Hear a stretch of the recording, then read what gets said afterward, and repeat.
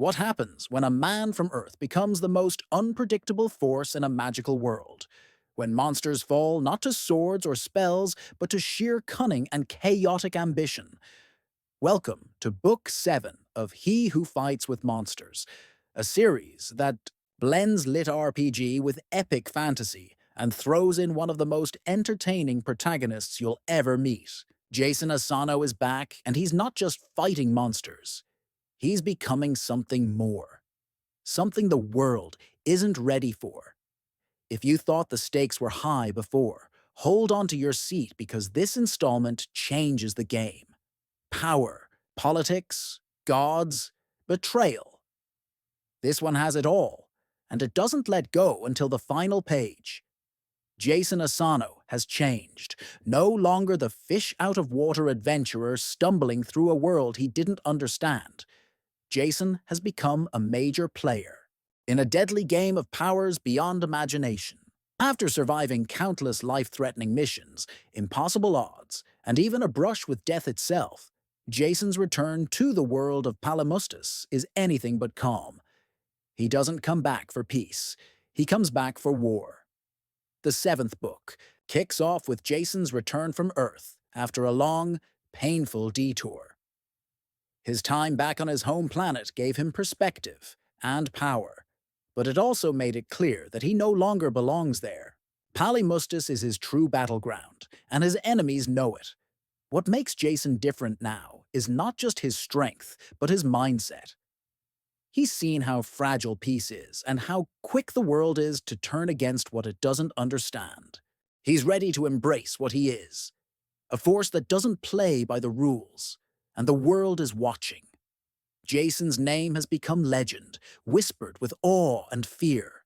To some, he's a savior. To others, a threat. And while he may still crack jokes and use his quirky Earth references, make no mistake, he's no longer the same carefree adventurer. Jason has grown into a symbol, a weapon, a problem the powers. That we can't ignore. That's why the political maneuvering intensifies in this book. Rulers, gods, and guilds are all trying to figure out how to use Jason, or how to eliminate him. But Jason is done being a pawn. He's ready to flip the board. One of the most fascinating parts of Book 7 is how it leans into the He Who Fights.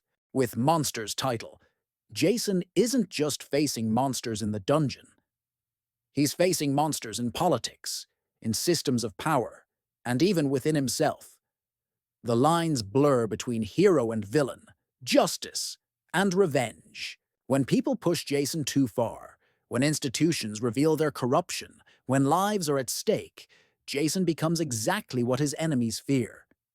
He fights monsters by becoming one, and not everyone will walk away unscathed. We see this transformation play out in brutal and emotional ways. Jason's decisions aren't always clean or heroic. He crosses lines that leave scars. He makes sacrifices that haunt him. But that's what makes this story so compelling. You're watching a man wrestle with immense power while trying not to lose himself. And the truth is, he may already have. The book doesn't just explore Jason's personal growth. It expands the world building in fascinating ways. We learn more about the cosmic structure of the universe, how different realms interact, and what lies beyond the veil of mortal understanding. The magic system gets even deeper, with new powers and abilities being introduced that reshape what's possible in this world. Jason's own powers evolve in ways that are both awe-inspiring and terrifying. But even as the stakes grow, the series doesn't lose its trademark wit. Jason is still hilariously snarky, calling out the absurdities of magical life with his earthborn sarcasm. There's a scene where he critiques a divine message like it's a customer service review, and it's pure gold. This humor is part of what makes the series so unique. It balances dark themes with light moments so effortlessly that you're laughing one minute and holding your breath the next. Of course, Jason doesn't face this world alone. His allies return in full force, and their dynamics are better than ever. Farah, Rufus, Gary, and the rest of the team continue to shine with distinct personalities and emotional depth. There are reunions filled with joy and tension.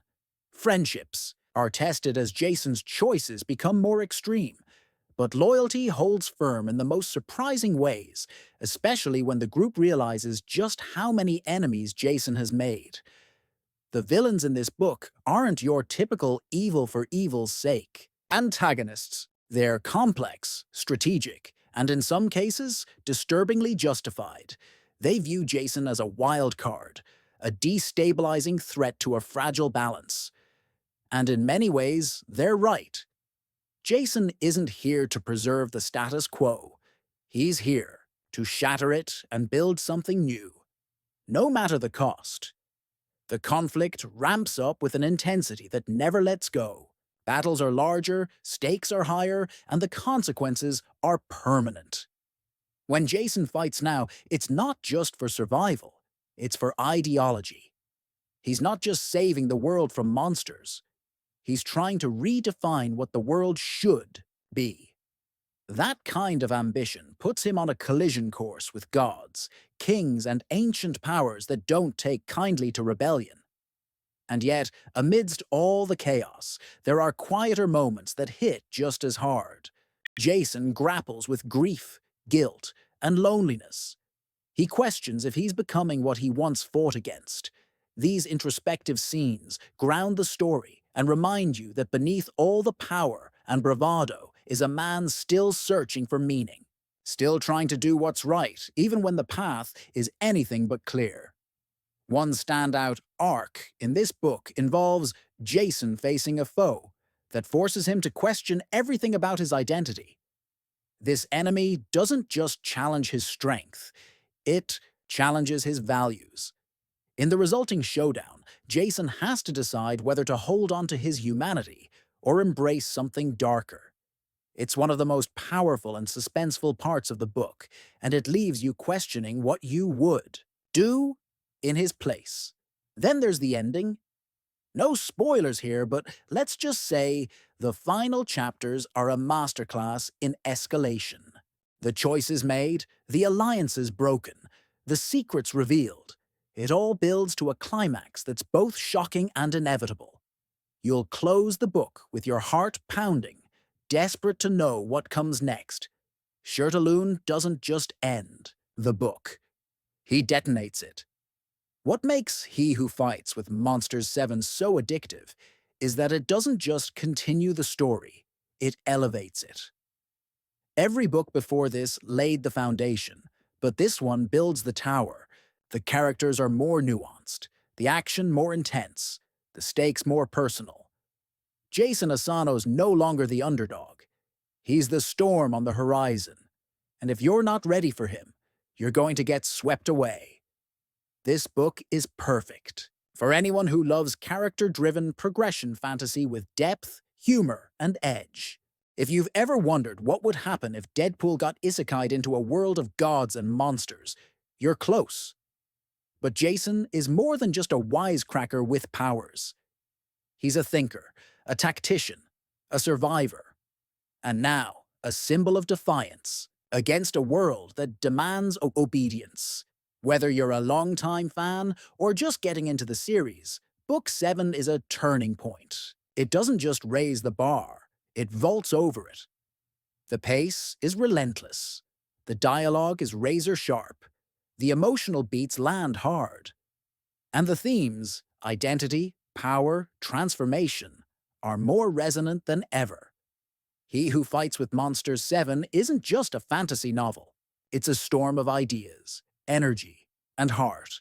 It's about what happens when you take everything from a man and he builds something even stronger from the ruins.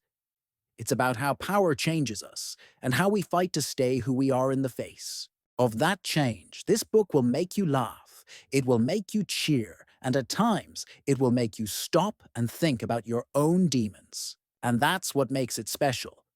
So if you're ready to dive back into a world where the monsters aren't just outside but inside, where the hero might be the biggest threat of all, and where every decision comes with a price, then don't wait. He Who Fights with Monsters 7 is calling, and Jason Asano is ready to answer. If you want to listen full audiobook for free, link in description.